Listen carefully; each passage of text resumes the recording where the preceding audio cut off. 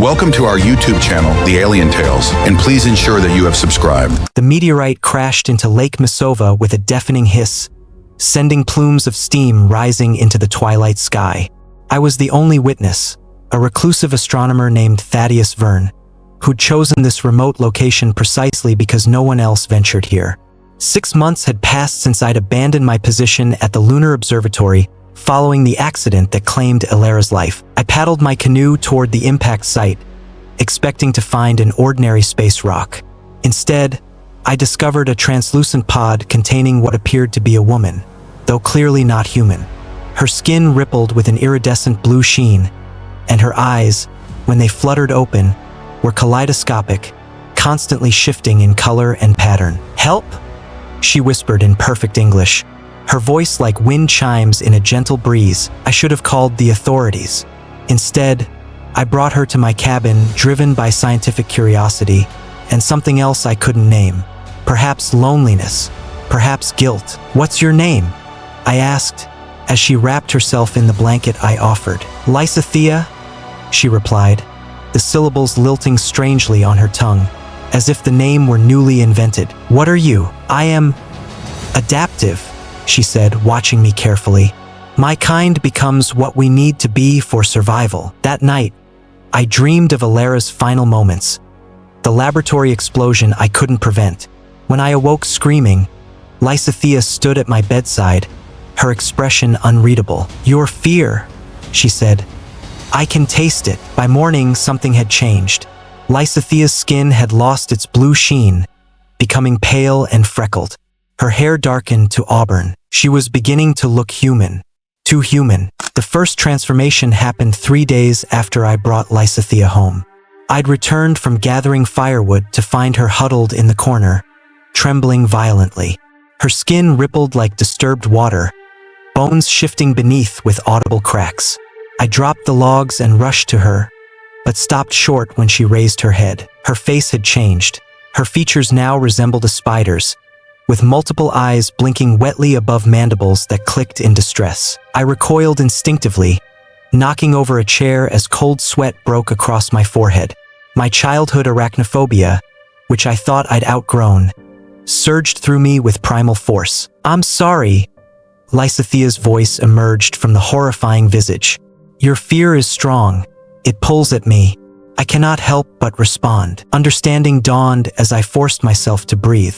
"You're becoming what I fear? My species absorbs emotional energy from nearby sentient beings," she explained, her form already beginning to shift back. "On my world, we use it to blend with indigenous creatures.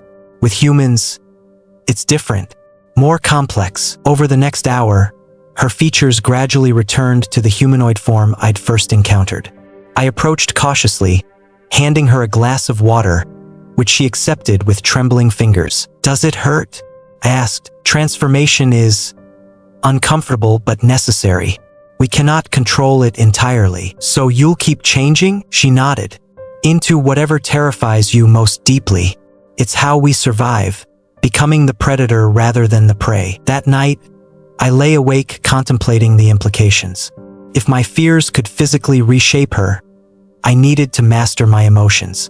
But as a man who'd spent a lifetime running from psychological demons, I knew this would be nearly impossible. Outside my window, an owl hooted.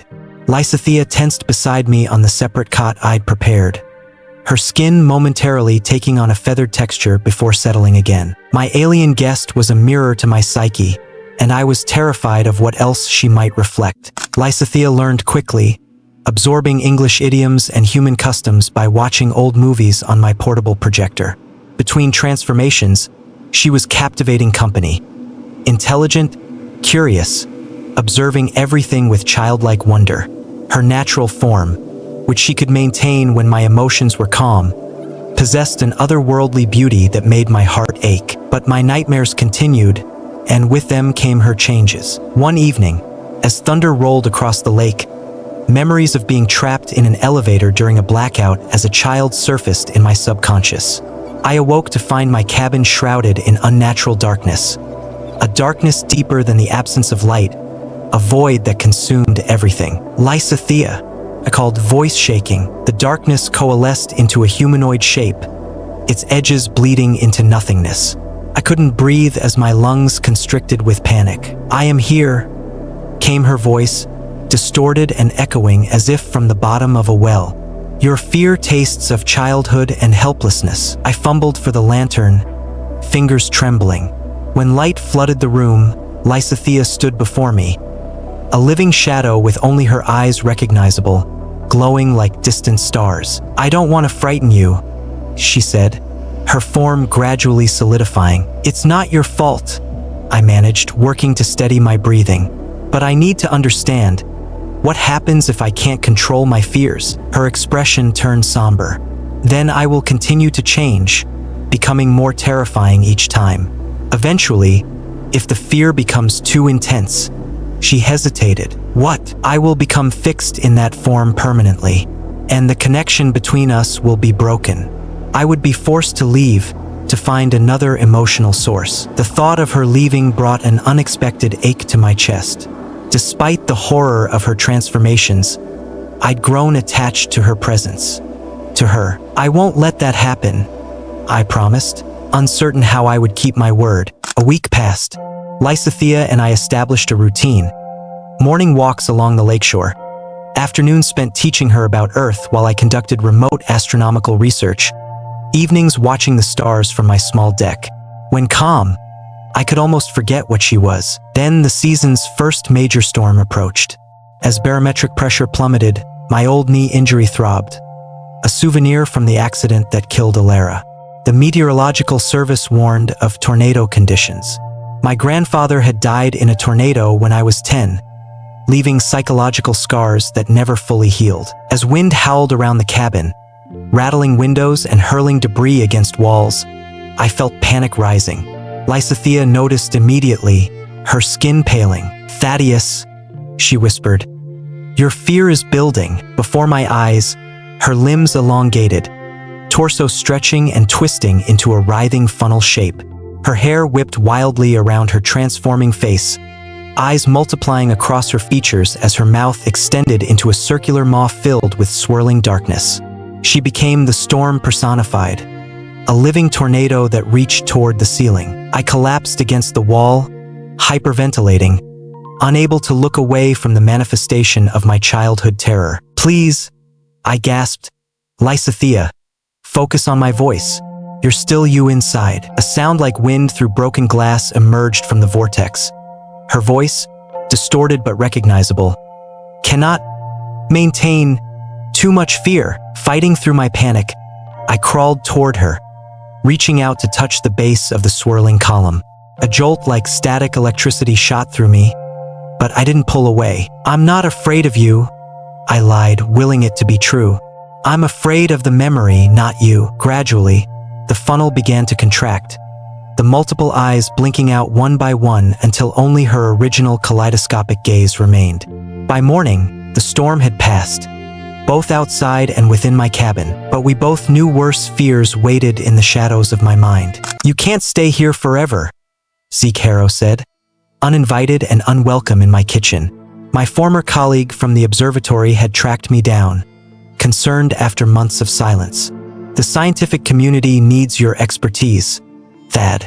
The lunar anomalies haven't stopped because you're hiding out here." I positioned myself between him and the bedroom door, where Lysithea remained hidden. "I'm not coming back." Zeke's eyes narrowed. "This is about Alara, isn't it? The accident wasn't your fault." At Alara's name, a cold prickle ran down my spine. Behind the bedroom door, I heard a soft rustling sound. "You need to leave," I insisted. "Not until you explain why you're analyzing atmospheric entry patterns," he said, waving my research notes. "I saw your queries on the observatory servers.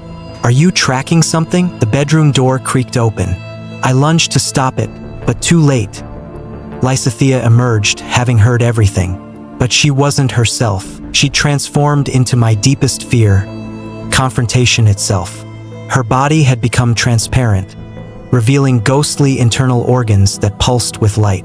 Her face was featureless except for a mouth that continuously whispered all my private thoughts, secrets spilling into the open air. Zeke stumbled backward, knocking over a chair. "What the hell is that?" The being that was Lysithea drifted toward him, still whispering my innermost fears and regrets, including the truth about Alara's death. "I miscalculated the compound's stability," her whispers revealed. "It was my error that caused the explosion. I let everyone believe it was equipment failure." "Jesus, Thad," Zeke gasped, eyes wide with shock. I couldn't bear it. The truth exposed, Zeke's judgment.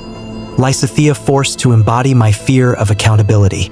With a desperate cry, I stepped between them. "Stop, please, both of you. Zeke, you need to go.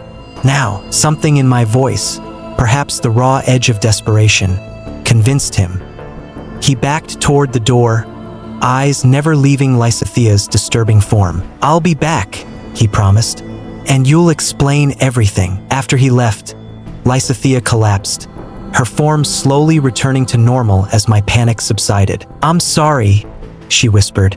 "Your fear was overwhelming." I couldn't meet her eyes, ashamed of the truth she'd been forced to reveal. "You blame yourself for this Alara's death," Lysithea said later that night, her form stabilized but her eyes cautious. We sat beside the fireplace, the dancing flames reflecting in her kaleidoscopic irises. I stared into my coffee, long gone cold. She was brilliant, a biochemist developing treatments for radiation exposure during long space travel. We worked in adjacent labs. I was developing new telescopic technology. She was ensuring astronauts could survive to use it. The memories crashed over me like waves. Alara's laugh, her dedication, the gentle way she'd correct my calculations when exhaustion made me sloppy. "The explosion?" Lysithea prompted softly. I noticed anomalies in her compound stability readings but didn't speak up immediately. I thought I'd mention it over lunch, wanted to understand better before alarming her. But the reaction accelerated faster than either of us anticipated. My hands trembled. I was 30 seconds too late with the warning. The blast took out half the wing. 3 injured, 1 dead. Lysithea reached across the space between us, her fingers cool against mine. "And you've punished yourself ever since, wouldn't you?" Her expression grew distant. "On my world, we have a concept called inevitability chains, the understanding that some events cannot be prevented, only experienced." "That's fatalism," I argued. "No, it's recognition that in complex systems, perfect prediction is impossible. You weren't omniscient, Thaddeus." I pulled my hand away. "You don't understand human grief." "Perhaps not," she acknowledged, "but I understand fear. And your greatest fear isn't spiders or darkness or storms." Her form flickered momentarily, features shifting toward someone familiar. "Your greatest fear wears her face." I stood abruptly, heart pounding. Please don't become her." Lysithea nodded, controlling the transformation with visible effort. "You must face this fear, Thaddeus, or I cannot stay much longer." That night, I dreamed of Alara again, but instead of the explosion, I dreamed of her smiling, forgiving me as she faded into stardust. Day by day, Lysithea's transformations grew more frequent and intense.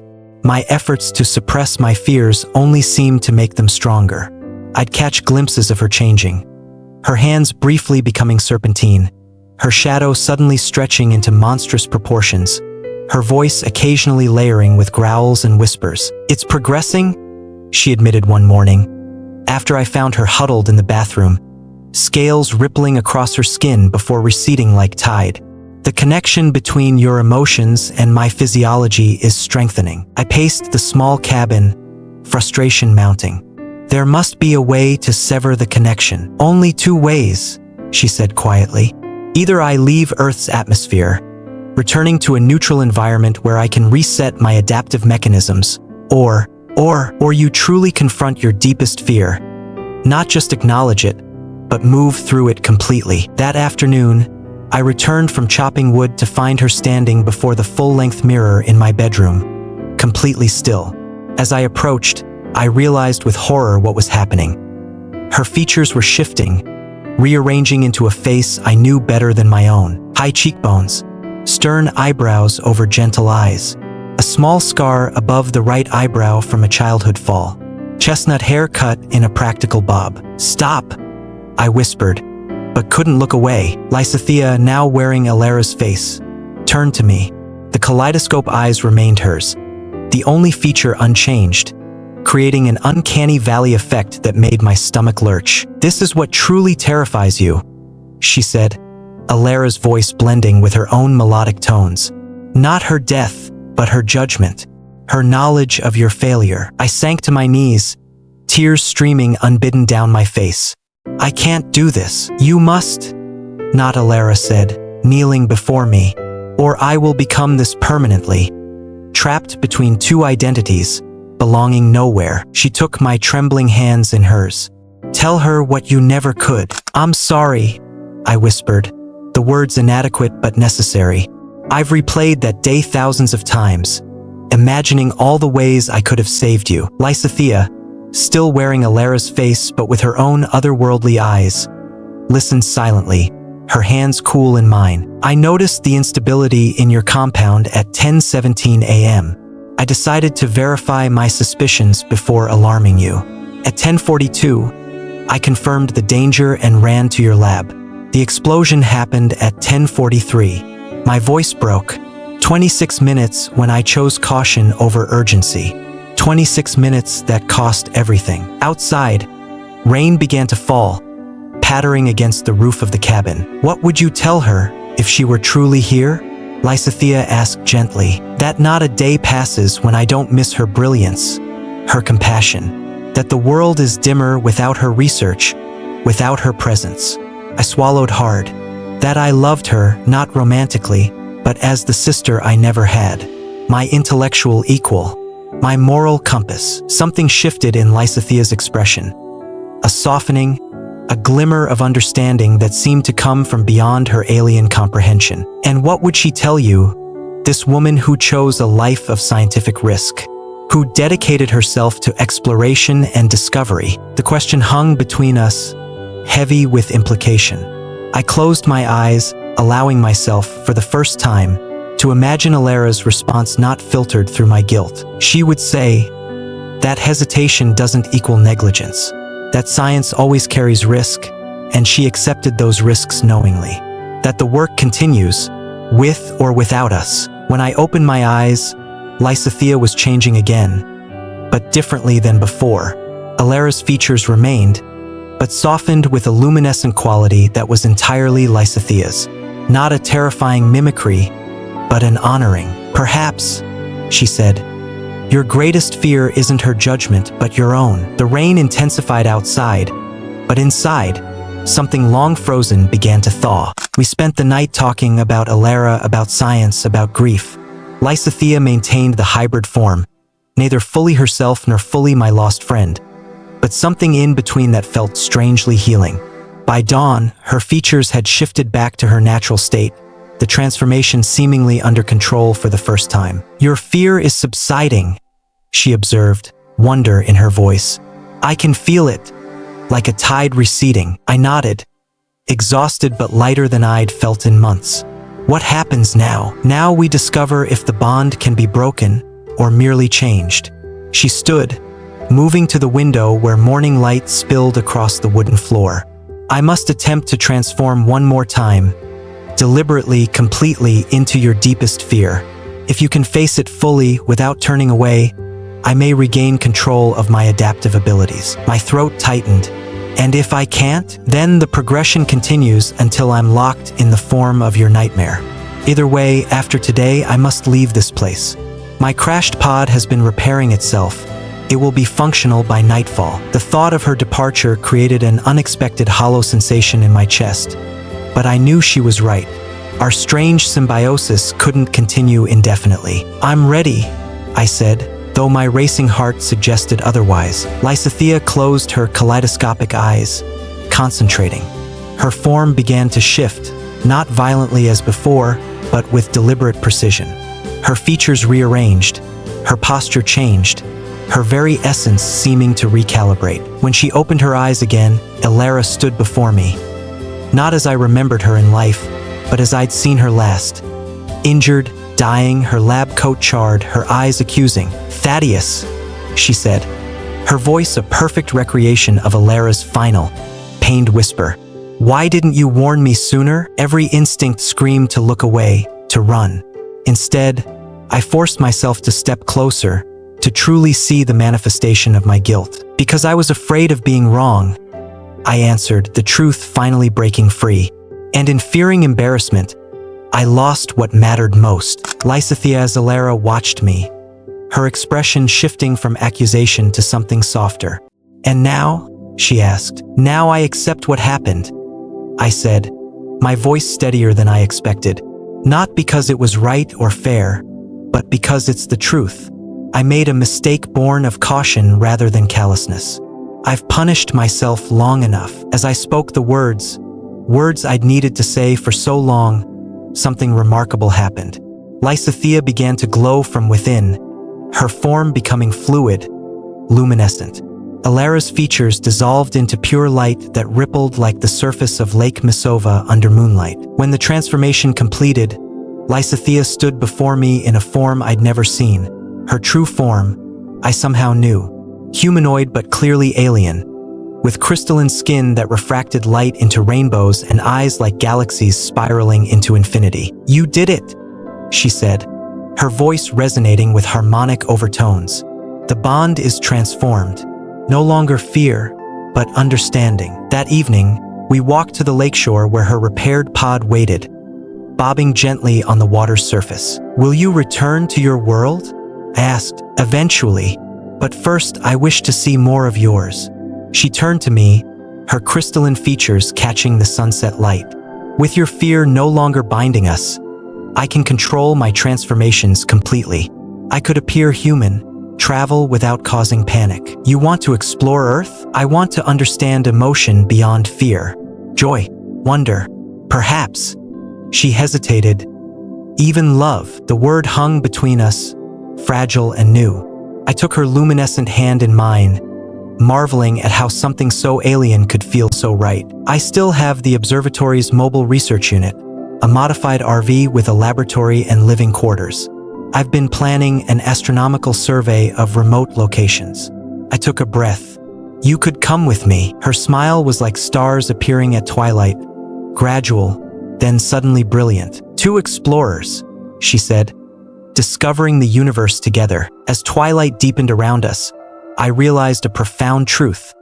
In saving Lysithea, she had ultimately saved me, transforming my deepest fear into my greatest hope. Somewhere in the vast cosmos above, I like to think Alara would approve of this unexpected second chance at discovery. The end.